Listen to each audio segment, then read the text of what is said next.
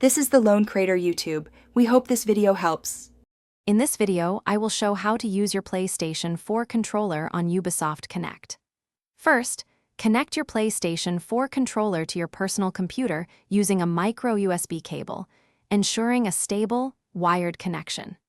Your computer should automatically detect it as a standard game controller, often indicated by a slight vibration. This foundational step is crucial for establishing the basic communication between your device and your computer's operating system. Make sure the connection feels secure and firm. For seamless integration, you'll need DS4 Windows, which emulates an Xbox 360 controller, making it compatible with most personal computer games. Head over to the official DS4 Windows website and download the most recent stable release.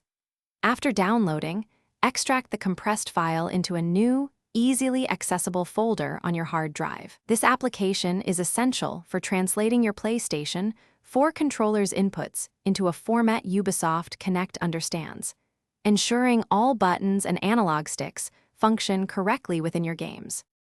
Once DS4 Windows is installed, launch the application from its dedicated folder. It will often prompt you to install necessary drivers first. From the Profiles tab, you can create a new profile, adjusting settings like light bar color, touchpad sensitivity, and even button assignments. Connect your PlayStation 4 controller, and then select your newly created profile to apply the customized settings. This setup allows your controller to communicate effectively, translating its unique inputs into a universal language for your personal computer, ensuring a personalized gaming experience.